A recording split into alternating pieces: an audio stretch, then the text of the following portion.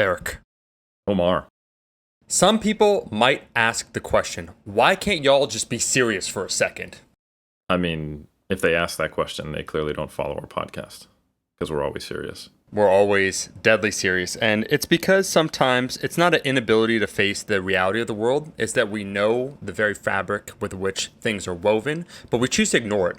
But sometimes we get something that occurs, Eric, that needs to be shared. And I want to share this because we're not flippant.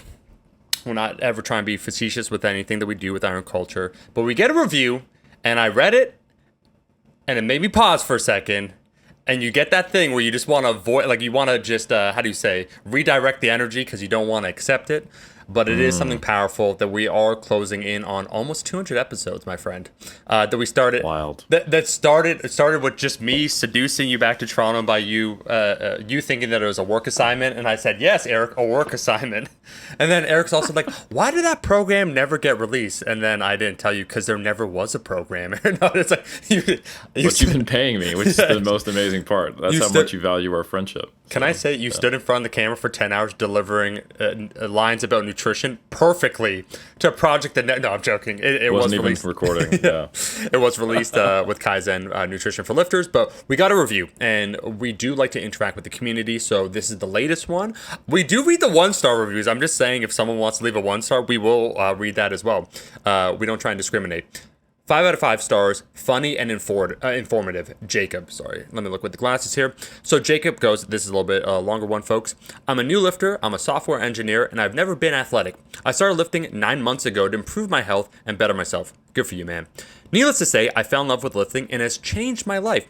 I look completely different, and I've put on all kinds of gains. It was not easy. The fitness community is very deceptive and profit-based. I struggled with buying programs, hiring personal trainers, and almost constantly overreaching.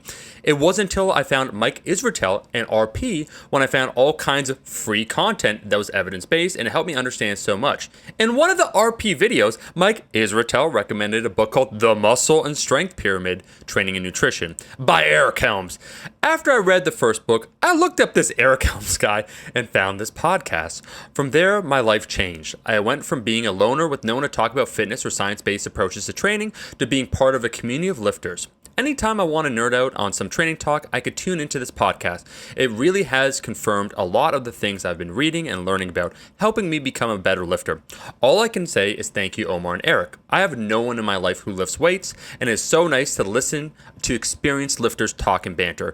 I'm still catching up on episodes, but could you do an episode if you're not already on beginners and how to get through the information overload in the fitness industry? When I first started, there's just so much info and misinformation out there for someone like myself without someone I know to ask about fitness. I had to turn to influencers and personal trainers. From here, everything was monetized and most of the information not good for beginners. Thanks once again, and anyone who listens to this podcast, welcome to the cult. What a perfect Thanksgiving review. Thank you, Jacob, so much. No, thank you sincerely, Jacob Gray Beal. Yeah, that's Jacob, you're awesome. Welcome to lifting. It sounds like you're all in if you're already sipping on the Israetel Helms and Isaf Kool-Aid only 9 months in. Yep. So it's good Kool-Aid. Don't stop drinking it. Yeah. Welcome. And man, that gratitude made me grateful. And I have gratitude for your gratefulness. So happy Turkey Day, folks. What about the recommendation, Eric, about the beginners? You want to shout out the misinformation episode? There's a few. Yeah. We actually have a few episodes that I think will be relevant that you're not listening to. You're not going to listen to this one right now because you're catching up. So I'm at a loss as how this will eventually help you, because by the time you get to episode 198 or whatever we're on, you won't have this problem anymore. But we have, we have the problem with #science, which I think is a really good one. Way back in the day with, I think we had Brad Dieter and Andy Galpin on for that one. We also had the episode on pseudoscience and how to identify that and call it out. That's a really good one. That was me and you. Yep. And I want to say in some of our Q&As, we've actually addressed this as well. Eric, was almost one also with Ben House. I'm forgetting on... Yes, how to not get hoodwinked. Mm-hmm. Yes. Oh. Yeah. So we've actually got 3 plus a Q&A episode where I think you'd really, really benefit from, Jacob. So awesome review. By the time you listen to this, you will have already listened to those, and this will not be helpful. And you are thinking, man, these guys really suck. But hey, at that point, you know what? will have forgotten and still be thinking that we're amazing. So thank you for that awesome review. Eric, I'm going to go back to being irreverent in a second, but I will say the way that I view personally my YouTube channel, or even Iron Culture, where I love everyone that participates, they listen along the way. It is a journey, and we might be a stop on the journey. We might be one of the final destinations. We might be something you carry with you along the entirety of it, but it depends upon you. I always thought of my YouTube channel, it's like, let's say grade 10 science. Where like you go through it, you like it, you learn a lot. There's principles there, they'll follow you for the rest of your life. You don't have to stick around. Like if you want to do remedial with me, by all means. But I do think it's wonderful, however long it lasts, that you're here. Jacob. Yeah, 100%. And actually that is, I've been lamenting lately the idea of putting any kind of effort or time and energy or thought into like social media posts. Yep. Because like with TikTok, Instagram, those posts are just like basically gone after a week. Yep. There's no repository for it. But I think podcast and YouTube, they are set up so that you will like if you find a podcast you like, the first thing I do is I go back to the beginning, you know. Like often I will get my gateway drug is like they have a topic or a person on who I'm like, oh, I actually want to listen to this. And then I'm like, oh, this is quite good. And I go back to the beginning. And I think with YouTube channels, YouTube just has the algorithm. Obviously, it's not great. We've talked about that. But what it does do is if you search for something, well, it has a search function, first of all, that actually works, like not really like on Instagram or other social media platforms. And if the video that is, most well watched, algorithm focused, does the right things, of which I don't have a clear idea on, and it's from 2014, it'll pop up. So yeah, I think there is some solace I have that there are places where knowledge and conversations don't just disappear into the ether within 5 minutes to be replaced by the next vacuous post. Eric, so I will lament with you for but 1 minute, but we'll turn it into we'll turn into something optimistic, genuinely, and that is I think the podcast is one of the perfect mediums for someone such as yourself, where you could be very lucid on a specific topic. Someone can search it once they found it. It's kind of like a mini encyclopedia on a particular subject. So you could go there, but I remember this. I was speaking with someone who's going to be working now with Rascal 4. We're starting a TikTok, all that stuff, yada yada yada. But one of the things they said, and one of the that he said, and one of the fundamental truths is that on TikTok, so on the spectrum, I'd say the podcast is on one end, long form content meant to be digested, revisited, very specific with the way that you search it, and then something like TikTok. Think about it from a monetization standpoint, Eric, or anything. Like people say, I say TikTok, we say TikTok. There will be the next thing down that line that's even worse. That's another derivation, that so on and so forth. So TikTok's more a framework than it is a specific company doing something, and that's something I want to be clear on. But anyways, it's a symbol for things we hate. It's an all-encompassing. But Eric, you know what's funny, man? Think about it like this. Back in the day with old media, like legacy media, television, so forth, you would pay actors, they would make a show, and the whole function of having the shows is so that advertisers can then run advertisements in between the shows. But now on the modern social media age, we exchange, instead of monetization, clout. So TikTok and so forth is not compensating you, or if they're eventually going to roll out a model. It's much like, let's say, Spotify compared to old album deals, where you get a fraction of a fraction of a fraction of a percentage of the actual profits that you deserve. So now, because everyone's pursuing clout, you have millions of content producers for you, producing content for free that allows you to then run advertisements. And because the nature of TikTok is as such, it is quite ephemeral, you need to constantly produce new information. So it keeps people glued to the screen because nothing is important. But then also there's a constant stream of new stuff, which allows them to keep the eyeballs and run more ads. But what this guy said, shout out to Luke, and this is the horrifying concept, and I don't disagree with your hesitation and some of that trepidation, is that with TikTok, sometimes good videos. So let's say you want to make a top protein timing. It doesn't matter. Like Eric, like E. Helms is finally getting on. You could totally do well. It could be a format, so on and so forth. But there's not a necessarily strong correlation between your effort or the quality of your video and what takes off. Like he said this, I've heard it so many times. Sure. It's a volume game, Eric. So you post 40 videos, one pops off. Can you imagine making probably the best, like protein review in 60 seconds? You took like 4 hours to prepare just to make sure it's like succinct, this and that.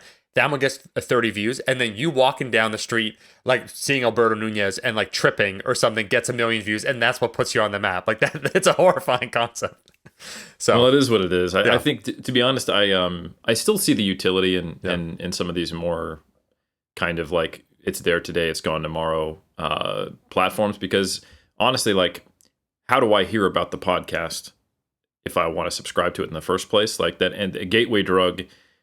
Like if you're just not on social media at all, it's very difficult to be like, I'm going to look for a podcast that is Iron Culture, But if you're following, Helms 3DMJ on Instagram and I post about it, and you're like, oh, that's an interesting topic. And then if you like it enough, you go, I might subscribe. So I get the utility, but it is, there's simply not education platforms. And I know there's some really good educators on TikTok and Instagram who that's just what they do. And there are people who decide to follow them. Yeah. But I think at that point, you're no longer playing the algorithm game. You're speaking to a specific group of followers who are using TikTok for the purpose you're trying to use it for. So I think you can do that, but I do feel like it's a bit of a shoehorning process. And I'd rather just be like, let me put energy into YouTube and podcasts and then just say, hey, I did a thing on Instagram, so leave Instagram, which that's exactly what Instagram wants, folks, by the way. Instagram always wants you to shout things out. They're just going to upregulate. Please leave the platform. That's what our algorithm boosts. Yeah. Hey, Eric, let me ask you this. So I'm going to truncate just the intro because there's a few things we want to shed up. There's something to update as it relates to culture, and then also there's an interesting whole topic to get in that's being covered in mass. But Jacob said something interesting I want to mention, something related to a muscle and strength pyramid. Is that on sale? Is there some sort of Black Friday, Cyber Monday, mass monthly application strength sports if someone wants to enhance their lifting, naturally enhance their lifting? Yeah, so what Jacob specifically said is that he was really discouraged because he got into fitness and it was heavily monetized and all about trying to extract capital from people.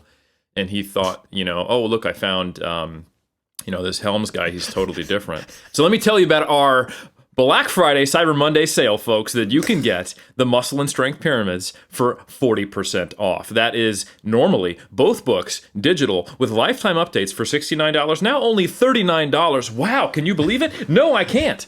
And also, mass, monthly applications in strength sports, where every month, myself, Dr. Mike Zerdos, Dr. Eric Trexler, and Greg Knuckles, the AI himself, cover the best and most relevant research on a monthly basis for applications for your athletes or yourself to get the best gains. And if you weren't able to follow it, how could you keep up with all this research? But now, on sale for only 30% off, Monday, Cyber Monday, still going on when this comes out right now. You have only hours left. Scarcity, time, buy. So anyway, Jacob, I really appreciate you pointing out how sometimes the industry that we're in can just focus too much on monetization without really having any kind of, meat on the bone, if you will, and quality information. Yeah. But, we're different.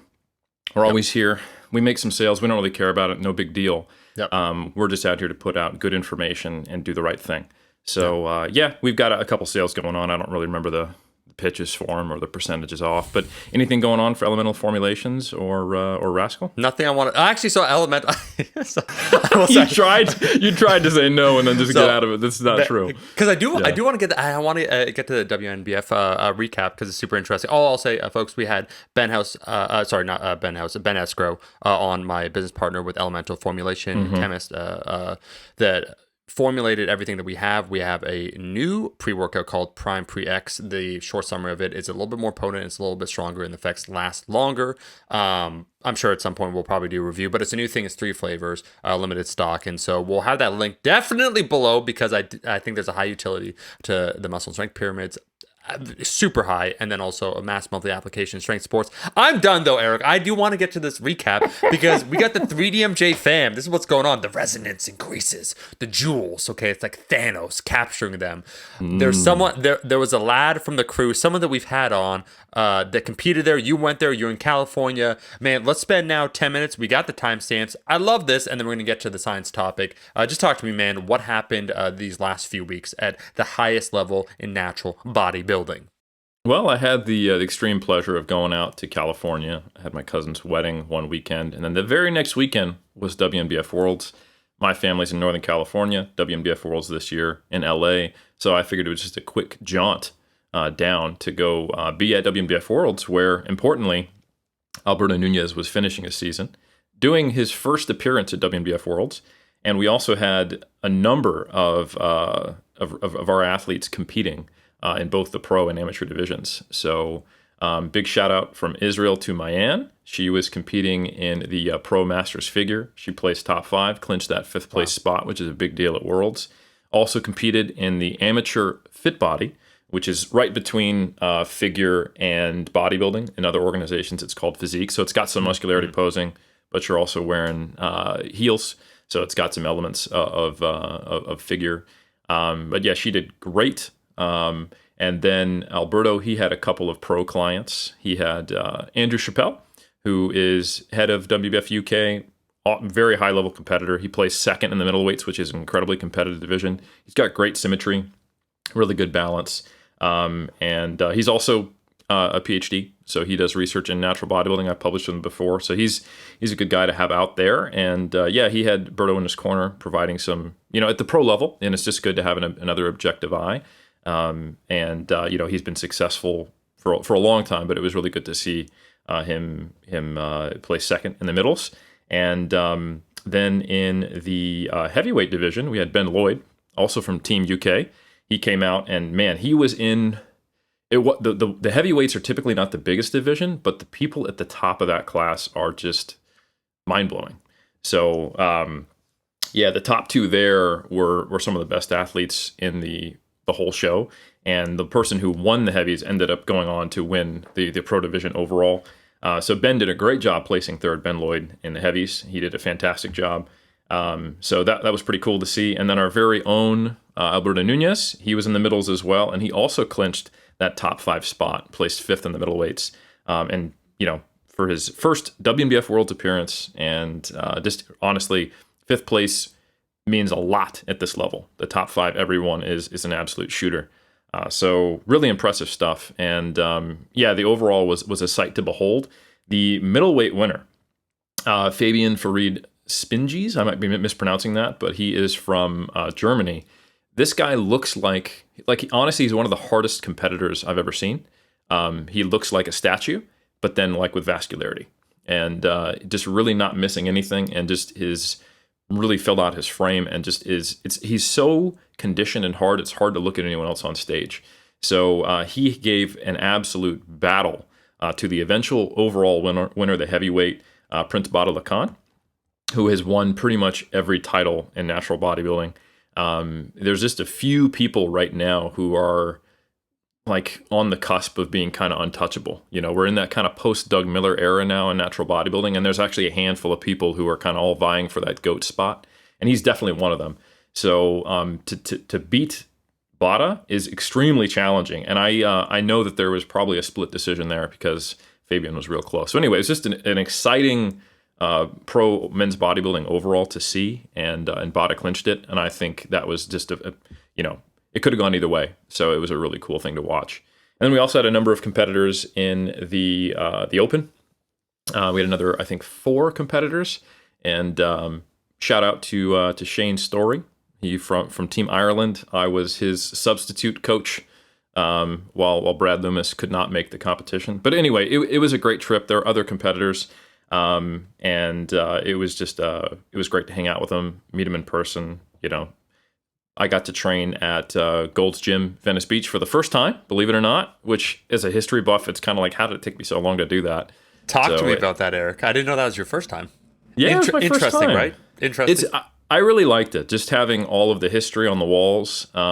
And yeah, I got to train with Brian Miner. We went on Sunday after the show, and like the whole Team UK was there, so I got to see a bunch of people. We took pictures.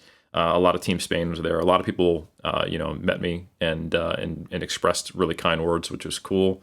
But man, it was a really impressive weekend. There were, I want to say, 300-ish competitors from 45 different countries. So it was a big WNBF Worlds, very successful. And it's the first time they've had a really big, successful WNBF Worlds since pre-pandemic in 2019. So yeah, it was awesome. And it was at the Grand Warner Theater in LA. So pretty cool venue. And just a big shout out to everybody involved, all the athletes. And obviously, big shout out to Mr. Universe himself, Berto Nunez. He had some really good showings this season. He won the Universe. He placed second in the Canada Pro Show. He won his class in a local NPC show, just to get, some family to come and just kind of do something close to home. And then, finished it off with a top 5 placing at the World Championships. So, it was really good to see Desperto that satisfied with his performance, because he really came in and maximized, what he could do. And so it was a great weekend. Eric, fantastic recap. Something I was remarking, off air a little bit.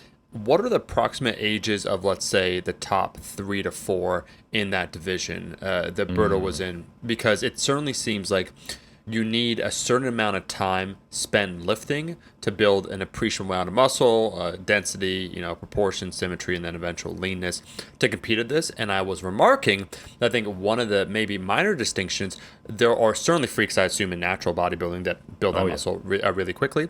But, in this new generation of powerlifting, Eric, where there's hundreds, if not millions of people now doing it around the world, it is not uncommon for someone who's 21, 2, 3, 24 to win open worlds. So they've been training now for 6-7 years, and they are competing at the highest level. And I remember we had another episode about some natural bodybuilders. They Brian Whitaker, so forth, where they're still at 30s, 40s, so on and so forth. Can you just talk to me a little bit about that? Not that this is, we're trying to actually neatly define what's the average age of a natural bodybuilding competitor at the highest level, but what roughly were you seeing there? So here's something that is interesting. So there were 13 men in the the pro lightweight division. There were 10 in the middles, and there were 5 in the heavyweights. So there was close to 30 pro competitors in the open pro division on the men's side. There were 2 competitors who competed in the pro masters. So you're probably thinking, only 2 people were over 40. Absolutely not. I would say probably a third, if I had to guess, if not maybe 40% of the competitors in the pro division were over 40. It's just they don't feel the need to compete in the masters division because they're actually better than they were 10 years ago, or they're still at their peak. So if I had to guess, I'd say the average age is mid-30s on that stage. And you just simply don't see that many people in their 20s at all, or especially in their early 20s at the highest level in the pros, because even the freaks just takes some time to build muscle, and you're competing against other freaks when you talk about the pro level at Worlds. So it certainly can happen. Like we were talking off air, in an earlier era where there wasn't as much popularity in natural bodybuilding, but nonetheless, like Kai Green won multiple WNBF titles in his teens, as I think an 18 and a 19-year-old. Before then, he went Team Universe, got his pro card, and then he became enhanced and is uncrowned Mr. Olympia. So I think those freaks are out there, but they're ones who have that type of genetic pedigree to where they could take it that far on the other side of the fence as well. Yep. So, Berto's 39. I think Andrew Chappelle, who plays second, is in his mid-30s. I think Bada is in his 30s. The 30s and 40s are places where people are their most competitive. Jeff in 2019, I think he was 49 when he placed 6th in the open middles. Yep. 2014, that was 5 years prior to that. So he was in his early 40s. He placed 4th. And that's just not uncommon at all, to be honest. I remember, I can think of a ton of people who are competing up until their early 50s at the highest level. Martin Daniels, Leroy Perry, going all the way back. It's been a pretty constant thing in natural bodybuilding since its inception. The way I look at it, like Olympic weightlifting, powerlifting, bodybuilding, as far as longevity, And there's actually data on the first two. If you look at some studies where they look at where do people typically peak, it's in their mid to late 20s with a relatively tight standard deviation in Olympic weightlifting, because power starts to go down after that. And then in powerlifting, it's mid 30s with a relatively broad standard deviation. So you see people like, Dave Ricks, doing the damn thing, still highly competitive in his 60s. So like Masters 1 division is not that much less competitive than the Open.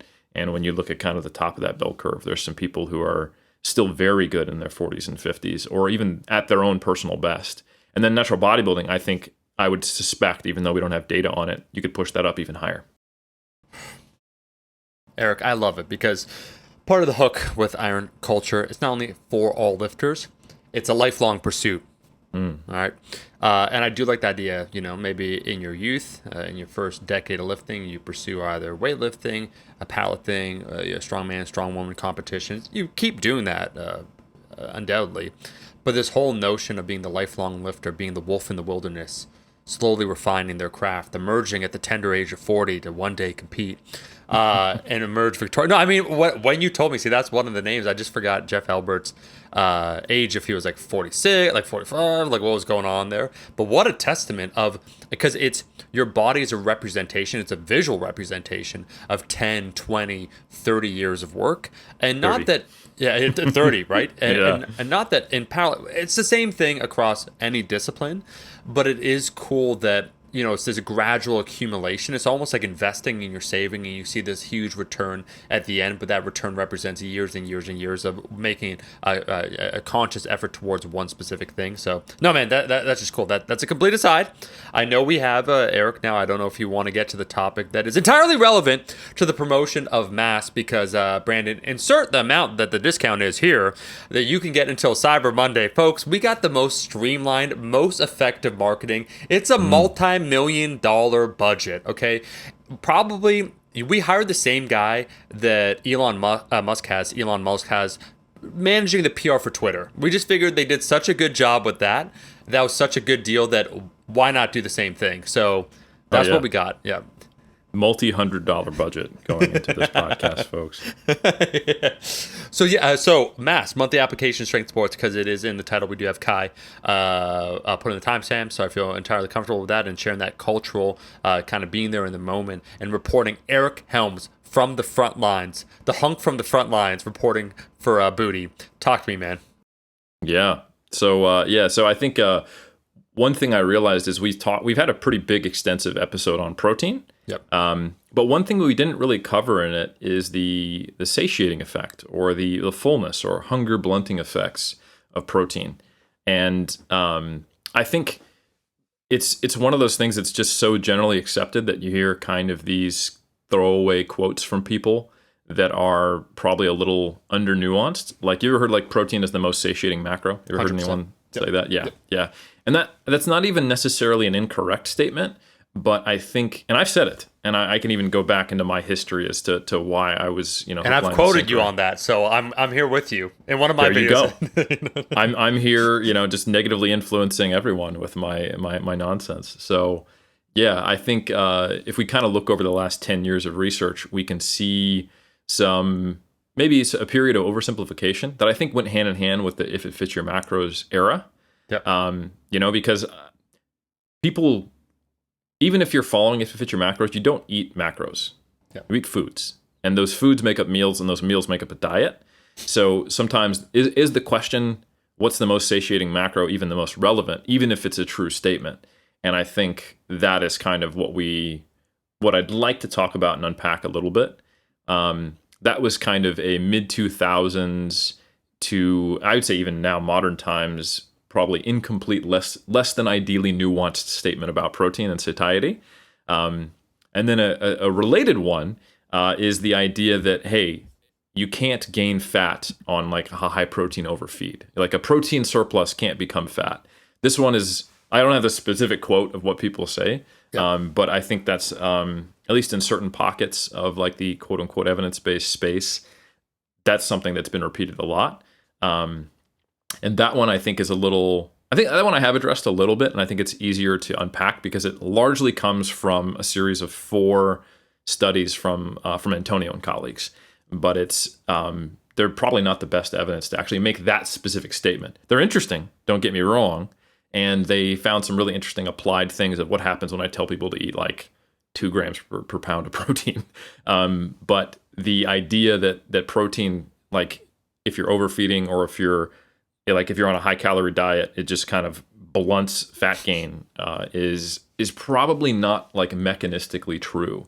So anyway, those are the 2 things I wanted to address. Protein is the most satiating macro, and that a protein surplus can't become fat, because both of those statements are the latter one is just false, but it has elements of truth to it, but it's not the right question. And the former, protein is the most satiating macro, I would say is correct, but is just also not the right question. So So yeah, I don't know if you think there's some value in addressing these claims. Yes, sir. Okay. So, Eric, first, 100%, and I just want to say briefly that it's astounding. Then the intersection, there is a rising fitness influenza that's a kind of a pull yourself up by the bootstraps type of lad. And one of his most common things that he will say, that he'll parrot, is you're not hungry, you just have cravings or whatever. So talking about satiety, but then he will echo like this thing. This is why I'm not here to slam TikTok, but just the idea that because I think it's more difficult to challenge an idea. You would have to make like a response video, and then that response video would have to be shared to the same viral level, if that makes sense. So you don't get the one-to-one, whereas maybe on YouTube, if you have a disagreement, you can respectfully say it. You can say in the comments, and then if the creator wants to interact with you, they can. That doesn't really happen in the same way on anyways, this person said, Eric, that how do you know if you're really hungry? Well, if you want to eat protein. Oh, you want to make sure that you don't go over your macro or you don't gain weight. Just up your protein. Like this is, and I've seen this actually a bunch. I'd say in the last 2 to 3 years. So please continue. There's a utility here. Yeah, I think probably the first thing I want to start with is just explaining the complexity of hunger in humans. Yep. And how that's only one piece of eating behavior. Like when you actually look into what is the biological circuitry that goes into deciding eating behavior, it's crazy complex. Like we think, oh, it's just all in your brain, right? Well, yeah, like the lateral hypothalamus has a big impact on it, but there's multiple regions of the brain that are going into this. The sensory experience impacts it. And then it's not just your brain. We're also getting signals that go up from the stomach. Like there's so many hormones that have an impact, metabolic hormones and quote unquote hunger and satiety hormones that impact our perception of satiety and our subsequent behavior. Like ghrelin and leptin, people have probably heard of, but there's also PYY, GLP-1, which people might have heard of with the recent obesity drugs that are coming out that seem to have a pretty large effect in, curbing hunger and, producing satiety. There's also cholecystokinin, CCK. We also forget that leptin and ghrelin aren't just produced in the stomach. They're actually secreted. Leptin is secreted from adipose tissue. So like the state of your prior meal, how long you've been dieting, your current adiposity levels relative to your own, lower and upper intervention points, which we've talked about, before. There's a lot going on. So large intestine, small intestine, blood circulation, adipose tissue, the brain, all of that together, there's the consumption circuit and the satiety circuit and how they interact. And then you combine that with the environment and the signals that you're getting, and then how you cognitively think about them with your eating history. All of that goes into what actually occurs in the long term. And there are different impacts that can have on acute feeding, and there are different impacts that it can have on longitudinal feeding, and then therefore what happens with body composition. So the way we study satiety and the impact of protein can have a really profound impact on how we view this. So just as an example, to give someone a little bit idea of the complexity here, there is a meta-analysis that came out just last year in 2021 by, I'm probably going to mispronounce his last name, Ben Harchashi. I'm not sure if that's correct, but it's the last name is BEN-HARCHACHE, and it's titled "The Impact of Protein Supplementation on Appetite and Energy Intake in Healthy Older Adults: A Systematic Review with Meta-Analysis."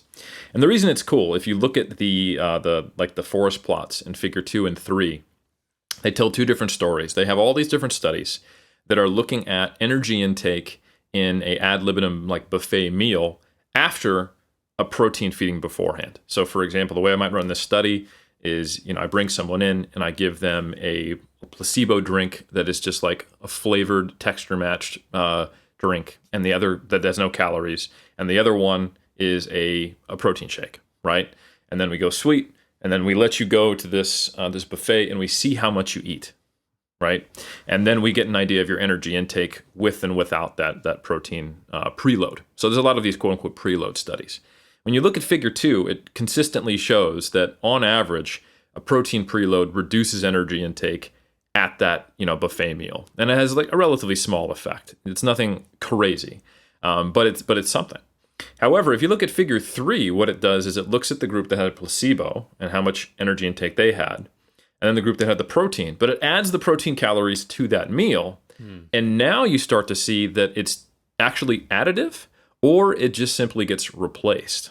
So yes, if you eat protein before you have your meal in some of these acute studies, at least in older adults, which is an important caveat, it doesn't necessarily reduce energy intake. And now the question is well, what does that mean and how does it matter? And in the context of older adults, so something we've talked about in a prior episode is how as older adults get older, which is kind of implied when you say older adults, so I'm bad at English, they tend to have sarcopenia, the loss of muscle mass with age. And that's not purely a physiological change related to age. A lot of that comes down to two things. Older adults, especially when they get quite old, they get a blunting of hunger and they don't want to eat as much, and that typically reduces their protein intake. But also they get less active. So this is actually like when the authors wrote this meta-analysis, said, hey, good news. If we give people, if elderly adults, protein, it won't reduce their total energy intake, which we don't want to do. It will just displace some nutrients and probably increase their protein content. Good thing, right? But that unfortunately kind of counters some of the messaging we get. The idea that if you go on a higher protein diet, it's going to result in this subconscious reduction in energy intake and therefore kind of this accidental fat loss or with muscle gain or muscle retention while you're keeping your protein high. So anyway, that's a 2021 review. If we kind of go all the way back to when I first started getting involved in research and where I first, like the reason why I would say protein is the most satiating macro back in the day and why I gladly have more nuance now, there was still a lot of data on this even at that point. There was a 2012 meta-analysis by Centesso and colleagues, effective higher versus lower protein diets on health outcomes, a systematic review and meta-analysis. And because I think the era this came out in, Omar, that it was 2012, where I was at the time, and where the battles were being fought online, I read higher protein diet, and I think of like different diets that doesn't matter what the foods are in, but one's a higher proportion of protein and one's not. And that is how it is quantitatively, distinguished in this meta-analysis. I think on average it was a 27% protein diet versus like an 18% when they made the comparisons. But I'm thinking in If It Fits Your Macros land at this time 10 years ago, and I look at this meta-analysis and I see a very clear pattern of protein inducing more satiety and then greater weight loss. So if you were to look at their figure 2, you can see the standardized mean differences. And you can see that more weight is lost, more BMI is lost, and greater weight circumference is lost on higher protein versus lower protein diets. And this meta-analysis is primarily on controlled trials where they are comparing different energy matched, or at least intended to be energy matched diets in a diet setting for people with obesity or with overweight with different protein intakes. So when you've got a trial where we're giving two people the same diet in terms of energy, but we're manipulating protein intake, and you see more weight loss, if it's an outpatient study, meaning they're not in a metabolic ward, you basically know that they had better adherence for the most part. And I'll give some further data to back that up, that high protein diets aren't probably mechanistically creating more fat loss through, say, the thermic effect of food or, retaining more muscle mass, and therefore the person has to lose more fat loss. I think those effects are probably overblown when we look at the research, but they do seem to have this impact on adherence and better mood states compared to lower protein diets. And in that same forest plot in figure 2 in the Centesso meta-analysis from 2012, you can also see at the very bottom that the one thing that's clearly higher on a higher protein diet is satiety. So weight is lower, BMI is lower, waist circumference is lower, satiety is higher. So it paints a relatively clear picture with a pretty big sample size, being a meta-analysis that, hey, these higher protein percentage diets do induce more satiety, and therefore they produce more weight loss, and BMI and waist circumference go down as well. So when I first did my master's thesis, when I first came out to New Zealand, I looked specifically at weight loss and resistance-trained athletes who were reasonably lean. For 2 weeks, I did a crossover trial, and in both of these phases, they were consuming two different protein diets that were supposed to be energy matched. So I wrote meal plans for these people, which are pretty much identical, and then they got a shake, which they were blinded to, and I was blinded to which one they got. That in one group was like 20 grams of protein and then mostly carbohydrates before that. And the other group was entirely protein, like close to 90 grams. And they would have that in multiple servings throughout the day. So what that ended up was a isocaloric comparison of a moderate protein, moderate fat diet or a low fat, high protein diet. So it was 2.8 grams per kg protein in one group and then 1.6. So both are considered like in the optimal range for gaining muscle mass, and maybe a little low for muscle retention, although we don't have good data in that in the 1.6 group.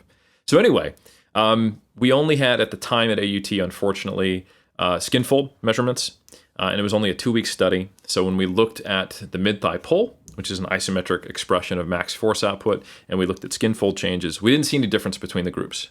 But we also looked at the profile of mood states, which is the short form. It's a 39-question questionnaire about how they're feeling in various domains of life. And we also looked at the daily analysis of life demands for athletes, which is a questionnaire where a bunch of different domains in life you answer, am I worse than normal, better than normal, or normal? And notably, depending on the statistical model that you use, if it's a little more, let's say, lower threshold to find a difference versus a more rigorous statistical test, if we use the kind of the lower thresholds, because I used some statistical models that I wouldn't use again today, all of the mood state findings were better in the higher protein diet. And the one finding that would have also passed kind of like that PO5 null hypothesis testing threshold, if you just did a straight up t-test, was the diet-related fatigue of the daily analysis of life demands. It got worse in both groups, but it got less worse in the high protein group.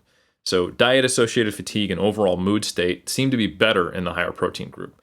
So this, for me, having done that study in 2013, it's like, yep, I'm seeing what I'm expecting to see here, and kind of furthers my own perception on, you know what, we didn't have a whole lot of studies on dieting lean athletes, and here's a higher protein study, and guess what? Protein, that's the key piece to inducing satiety. And that was kind of like, Helms version 1.0 as a researcher, because I was still looking at everything through the perspective of the quantitative look at it, and rather than a food-based look at how diets are set up, that if you showed me 2 different macronutrient splits that were totally different food sources, I would suspect that the food sources would have a minimal impact on that, and the macronutrients would be the driving factor. And today, I just don't think that's true. So that's kind of where my background, and I think many people's background was. And it is an evidence-based position, right? That's a meta-analysis, and then not that I didn't bring up my study because I think it's a great example of satiety. We didn't even directly measure satiety, but it's an example of my own confirmation bias and where my headspace was at as a science communicator at this phase.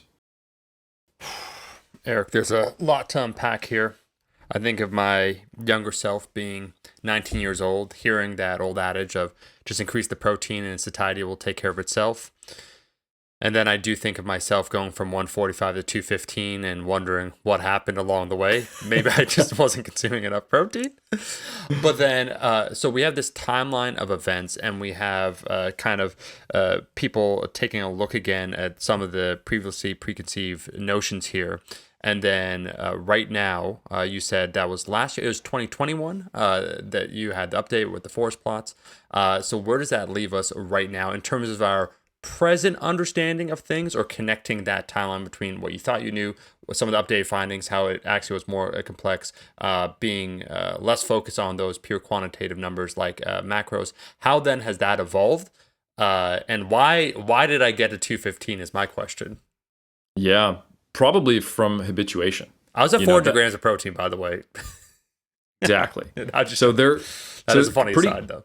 Yeah. Pretty consistently, though, there seems to be this habituation effect. So there is another really good meta-analysis that is not specifically on older adults, because there may be some effects there that are unique to that age group, by Kohanamu, that came out in, and I'm probably mispronouncing that as well, but it's to 2020, and that is the effects of short and long-term protein consumption on appetite and appetite-regulating gastrointestinal hormones, a systematic review and meta-analysis of randomized controlled trials. So this one, like I said, it's pretty recent, and it has some very clear findings as far as the suppression of hunger and the stimulation of satiety, where in acute studies you see a pretty consistent small effect size benefit for these sensations. And this one wasn't looking at passive consumption of energy like that other one. This is actually looking at people scoring themselves on a hunger scale and a satiety scale, so just using a visual analog scale. So you see like, how hungry are you, or how much do you think you eat right now? And it's just a line, and you just mark on it. And that's a pretty effective way of getting some reliable data from people. In any way, you see that the higher protein diets acutely induce satiety and suppress hunger. But what you do not see is in the longitudinal studies that this effect continues. So what I think does happen most of the time is that someone will go on a high protein diet. They might lose a little bit of weight, and then they habituate to it, and then they find kind of like a new stabilization phase. But if you were to compare their satiety levels compared to someone else, or even like an alternative universe version of them, they probably get back to where they would be on a moderate protein diet. So that hopefully doesn't take the wind out of people's sails, but it tells us that we need to use this tool in the way that it works and not just assume that it's kind of a one size fits all, fixes everything. So yeah, and that meta-analysis largely is not in trained people, but we do see this similar effect in trained people. So there's also a study that came out in 2018 by Roberts and colleagues, and it's called Satiating Effect of High Protein Diets on Resistance-Trained Subjects in Energy Deficit. So it's actually a very, very specific study. And unlike mine, where we didn't directly measure satiety, this or any hormones related to it, this one did. So they looked at a moderate and a high protein diet, similarly to the way I did it, but with a smaller deficit, like 20% instead of 40%. So I'd say this is a very ecologically valid analysis. And then the moderate protein group is actually consuming 1.8 grams per kg. So that is what would pretty much universally be agreed upon as a pretty solid protein intake. And then the high protein group is 2.9 grams per kg. So similar comparison to what I did in my study, but more directly looking at satiety and also with that hormonal analysis. And what they did is they had these two groups for a week follow these diets, right? And during those diets, they gave them a pretty broad questionnaire on elements of satiety and hunger. And then what they did is after that week-long period, they then gave them a high-protein test meal. So they had them come in, they ate a high-protein meal, and they actually measured some of their satiety hormones, like some of the ones I mentioned earlier, PYY, as well as ghrelin, if I recall correctly. So they measured both a satiety hormone and a hunger hormone.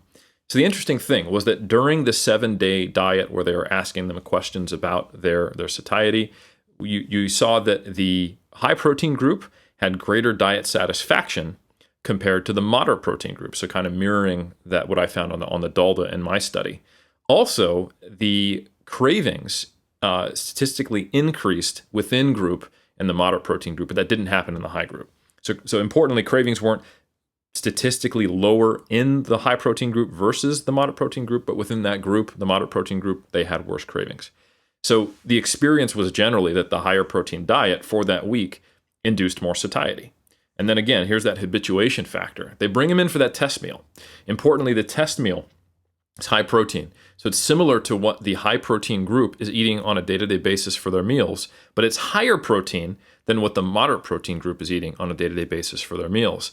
And now when you look at the relative change in ghrelin and PYY, you see a greater increase in PYY in the moderate protein group and a greater increase in ghrelin, the hunger hormone, in the high protein group. So this is exactly the point that I was making before, is that if you've been on a high protein diet, even just for a week, it seems like, in this case, you start to get divergent physiological responses to your meal. So there's that habituation effect.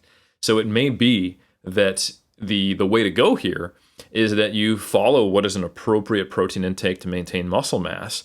And then once you start to experience cravings, that's when you go, you know what, I'm going to increase my protein for a bit and use it as a tool to blunt hunger rather than just kind of like look, I'm always going to consume a high protein diet because it's going to always induce higher satiety, and therefore I will just maintain, a lower fat mass, and I'll be easier to stay full all the time.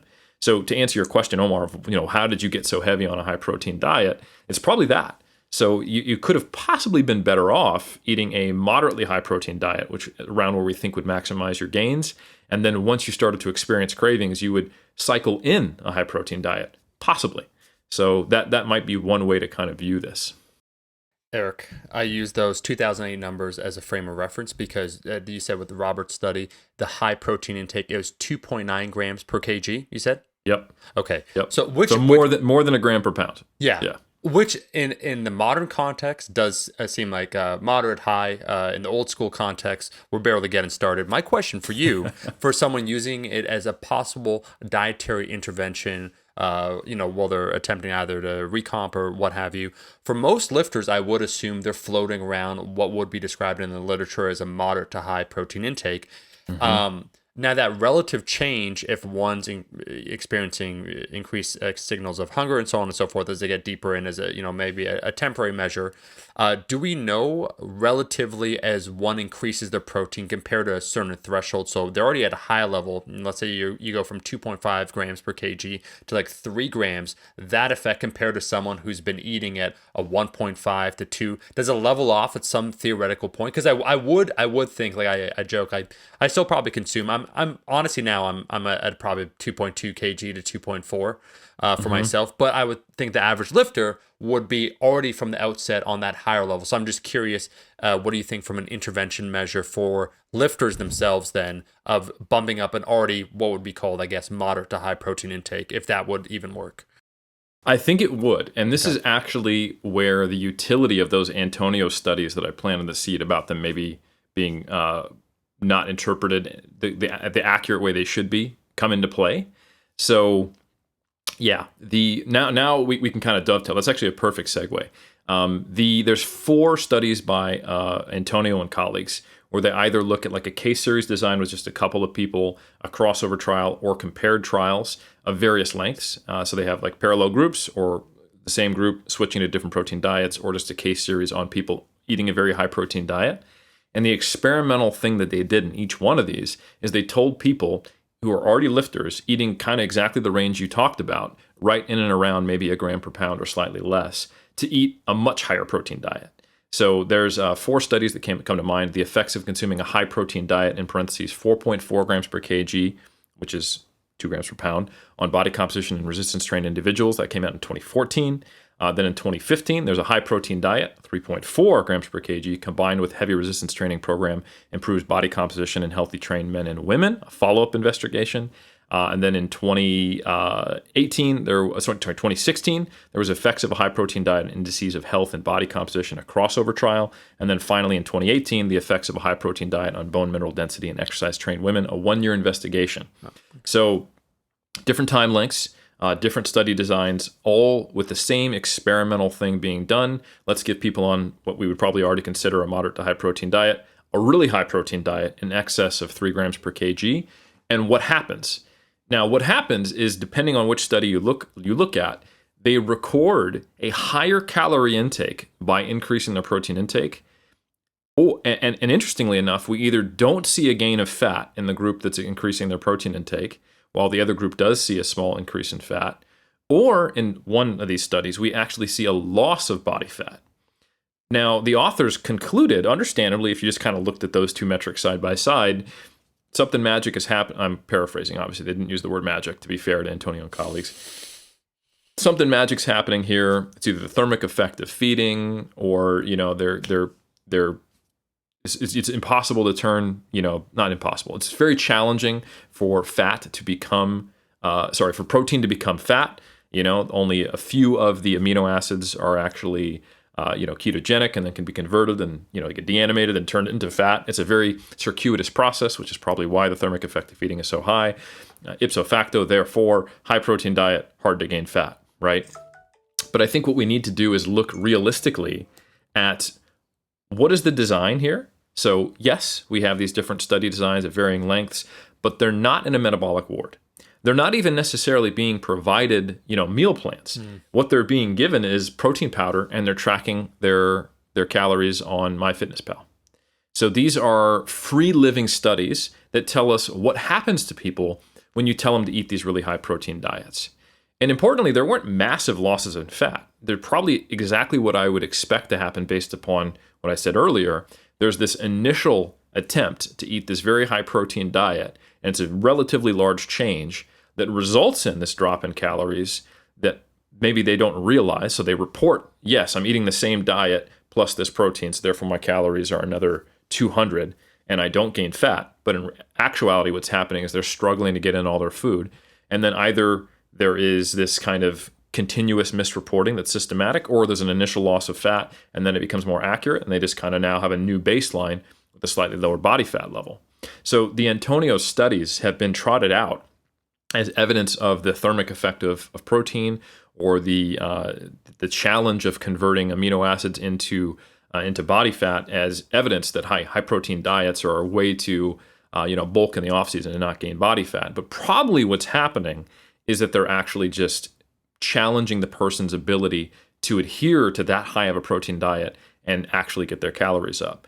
Maybe not for the whole length of the trial, but enough that you start to see these differences emerge. So it's still useful. It tells us, hey, if we go really high in protein, it does make body fat gain and getting into a surplus a little harder.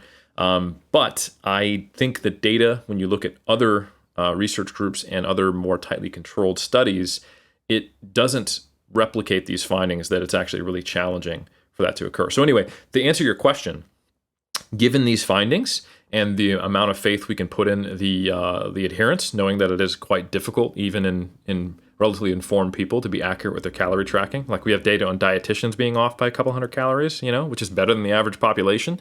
I think, and that's basically the amount of calories that would explain some of these findings.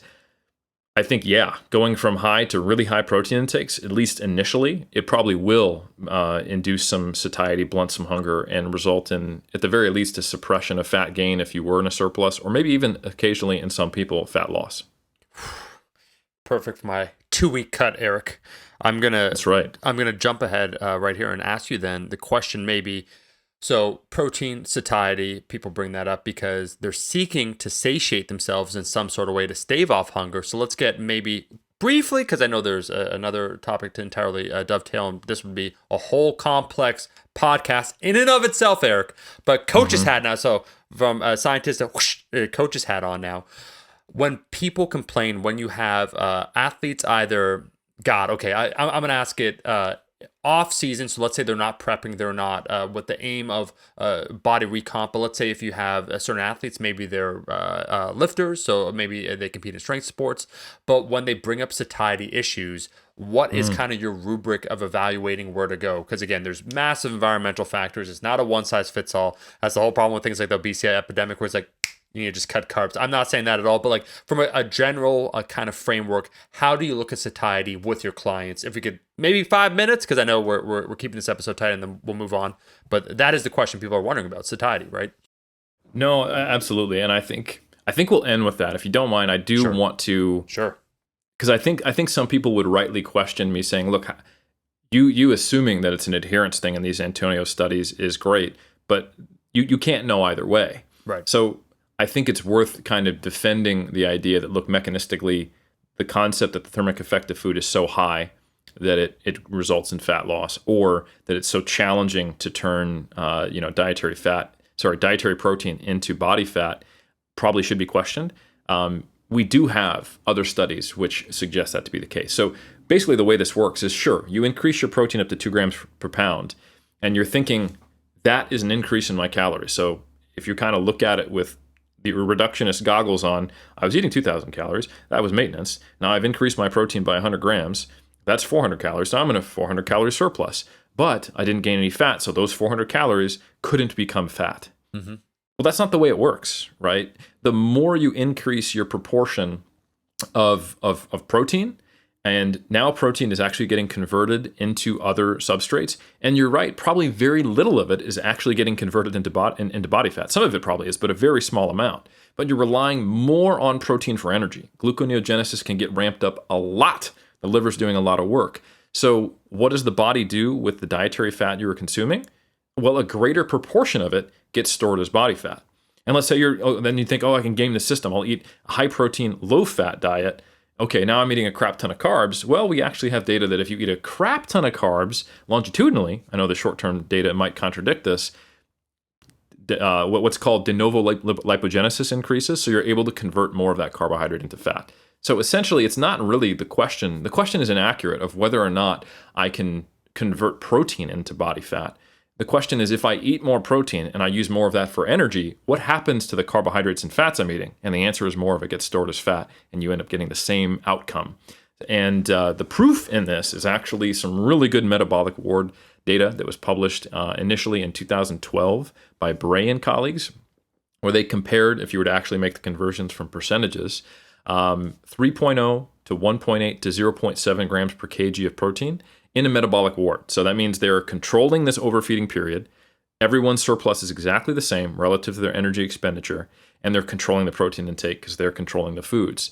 And if you were to look at figure 3 in that study, effective dietary protein content on weight gain, energy expenditure, and body composition during overeating, a randomized controlled trial, you'll see that the body fat figure looks exactly the same for all 3 groups. The only thing that you see is actually different is the lean mass proportion of, and that actually you see that the 1.8 and the 3.0 gram per kg group, they have a slight increase in lean mass. And the 0.7, which is actually less than the RDA, there's a slight loss or a slight trend towards a decline in lean mass. So that's really what, if you're eating inadequate protein, you might lose some muscle mass, right? But the actual body fat component, the thing that is deciding it by far, explaining the biggest component, or the biggest, I should say, variance in that body part component is the energy surplus. And when you have, and importantly, the Antonio studies, I think this is really critical. They're not overfeeding studies. The only thing that was manipulated is, hey, you eat some more protein. So any knock-on effects on energy intake wasn't being controlled. They weren't told necessarily to overfeed, try to gain weight, or underfeed, or anything like that. They were just like, hey, what are we experimentally modifying? Protein. So when you look at data where they've actually told people, even not in a metabolic ward, and who are lifting, to give a little more credibility to this finding, hey, I want to put you into an overfeeding state. I want to put you in a surplus, and then we're going to experimentally induce different macronutrient compositions. We don't see the same effect as Antonio either. There's a 2016 study by Spillane and Willoughby called Daily Overfeeding from Protein and/or Carbohydrate Supplementation.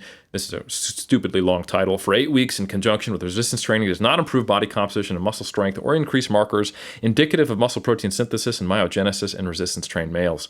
These are some serious researchers, Spillane and Willoughby. Shout out for that title. That is a paragraph.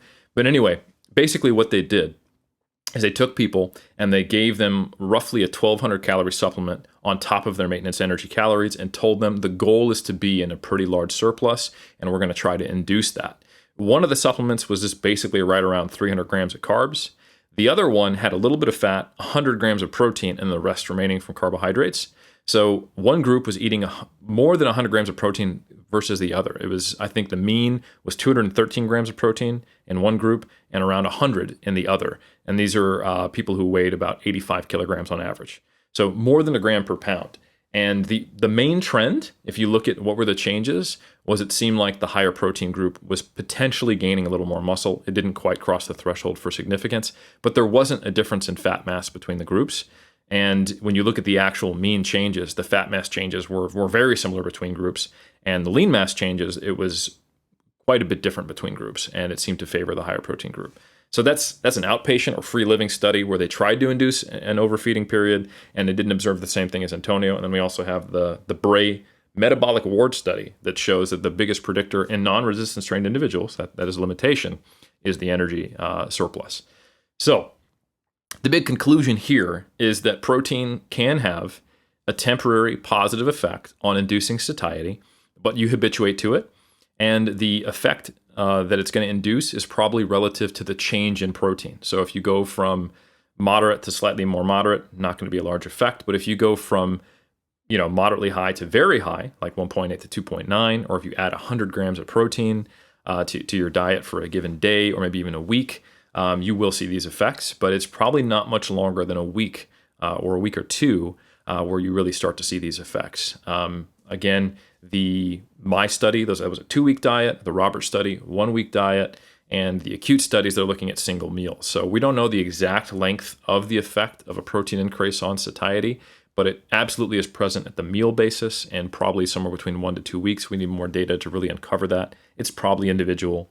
And it probably related to what's your body fat level, what are you habituated to, how large is the deficit, etc. But anyway, I think to go back to your question, what is my checklist or what do I do from a satiety perspective? I think the first thing we need to do is get away from the idea of just looking at different macronutrient spreads, because ultimately macros don't equal foods. Foods don't equal meals in isolation, and meals don't equal diets. So really, the higher up that chain we go, from macros to foods to meals to diets, the more accurate perspective we're going to have on what's going to happen long term. So a really, really, really great study, perhaps one of the most useful studies published in nutrition, came out in 1995 by Holt and colleagues, and it's called A Satiety Index of common foods.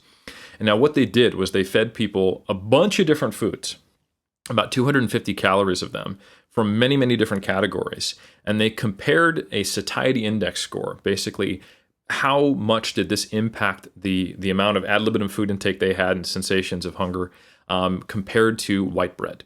So they have this really cool figure 3, where they have different categories. They have bakery products, snacks and confectionery, breakfast cereals, protein-rich foods, carbohydrate-rich foods, and fruit. And then they have the average score relative to white bread, which was 100. Okay, so bakery products, we're talking croissants, donuts, cookies, crackers, cake, 85. Okay, so white bread is more satiating than them. Snacks and confectionery, average was 100. Breakfast cereals were up to 134. Protein-rich foods, 166. So absolutely, protein-rich foods, we're talking lentils, cheese, eggs, baked beans, steak, fish. All of those had a higher satiety score than your white bread. But get this, carbohydrate-rich foods, also 166, with a slightly higher standard deviation. And then finally, fruits, 170. So on a food basis, you can reliably see that fruits and some carbohydrate-rich foods are actually, on a food-by-food comparison, more satiating than protein-rich foods. In fact, the most satiating food out of all of the foods was white potatoes.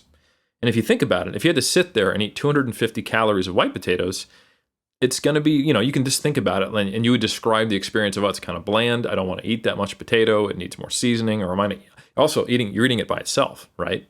And then fish, second most satiating thing on the list. Shortly after that is porridge, as an example. And oranges, apples. I mean, if you think about it, if you have to eat 250 calories of oranges, you're eating like 4 oranges, And I think it's also quite telling that they didn't have a vegetable category. Because what does 250 calories of asparagus or broccoli or lettuce look like?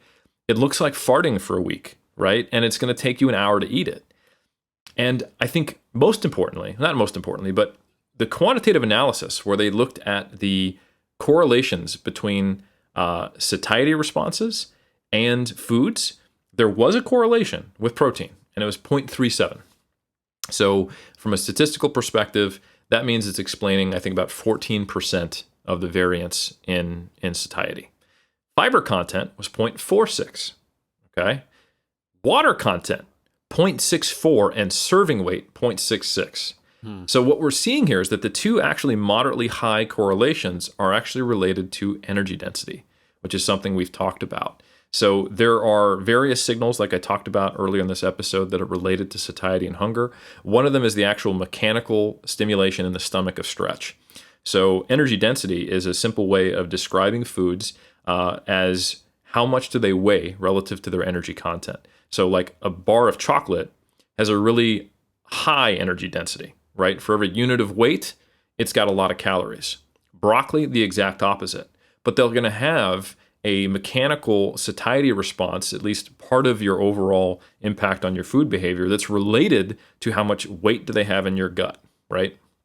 So that's why vegetables and fruits are so effective. And in this, satiety index of common food study, fruits were the clear winner as a category, but you'll notice that there are individual foods which are kind of all over the map. Like, for example, in the snacks and confectionery category, which was the second least satiating category, popcorn was actually really, really high. Because it's air popped, it takes a while to eat, it visually takes up a lot of space, so it's leveraging these other cognitive factors that actually modify satiety. So just as an example, popcorn was actually more satiating than lentils, right? So that's something that probably people wouldn't intuitively think of when they think of these foods.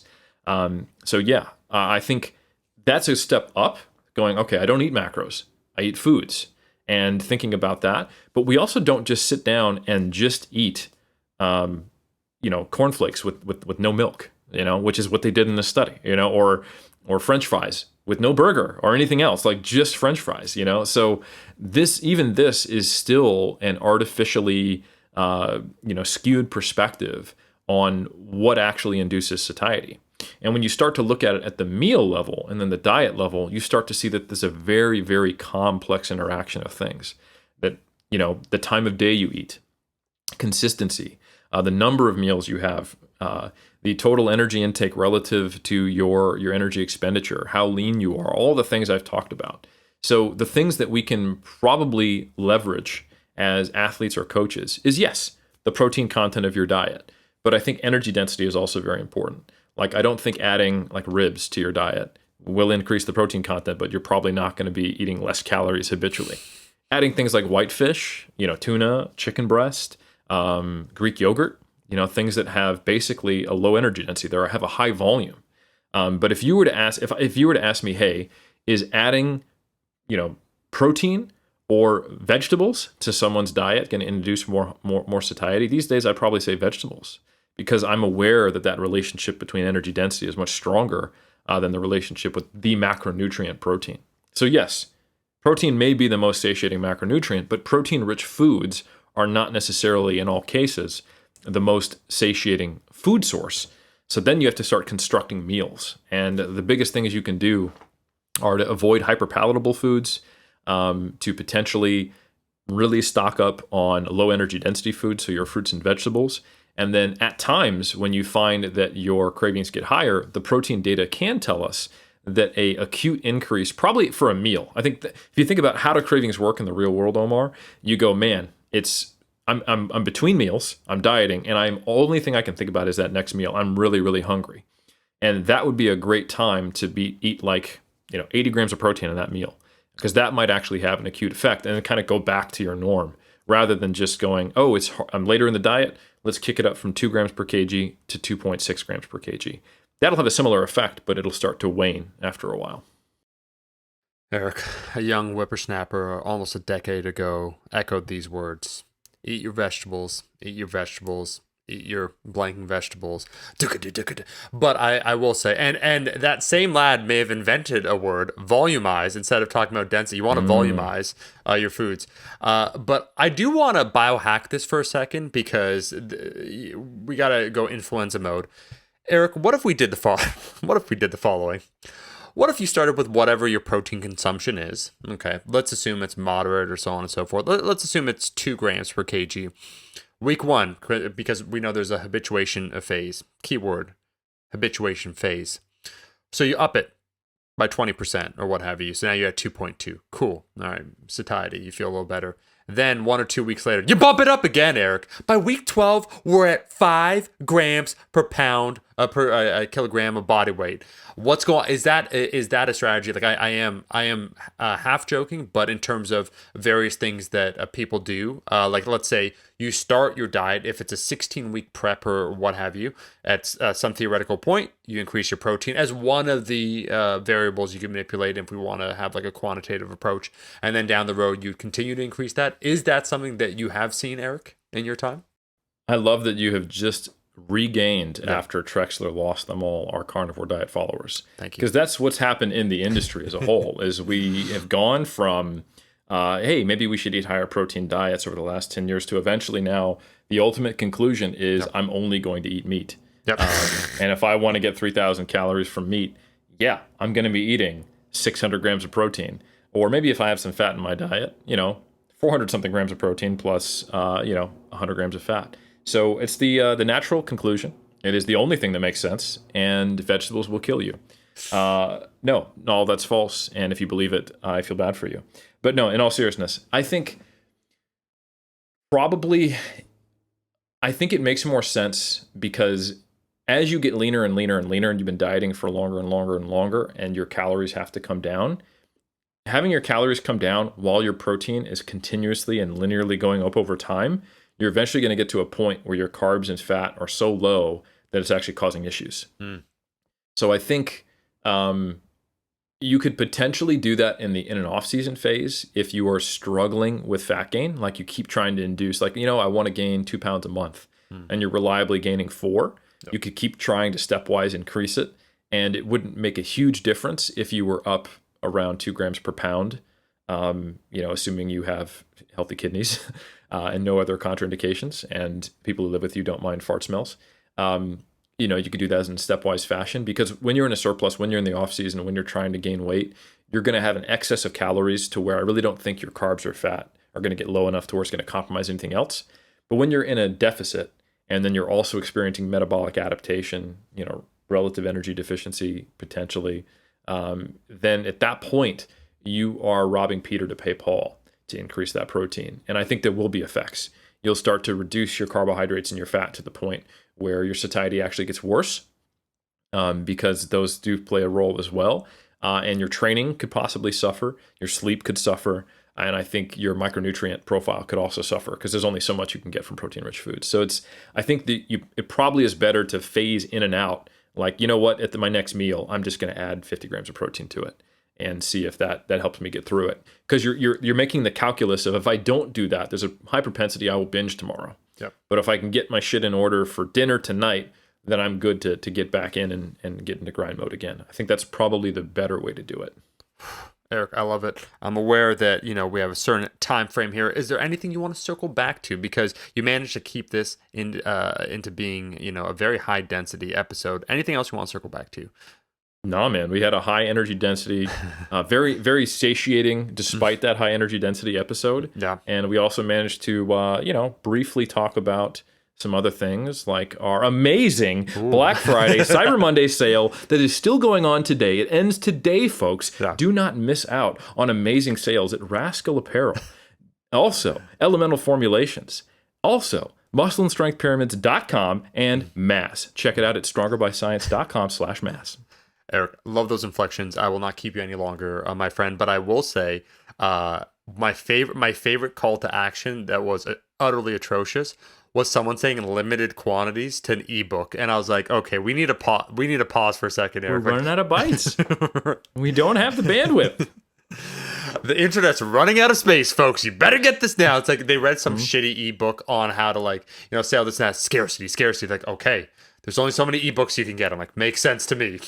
We are using a free trial version of Adobe, and we only have 10 more PDFs to sell. So you need to buy this now. So all that will be linked in the description. I want to say thank you to everyone for listening to another episode of Iron Culture as we close in on number 200. You could go ahead and leave a rating and review. We do read them. Shout out to Jacob once again, who at this point is like, man, I've already caught up. Your recommendations now are useless to me. Nonetheless, you're welcome. We appreciate everyone. We'll catch you every single Monday from now until the end of time.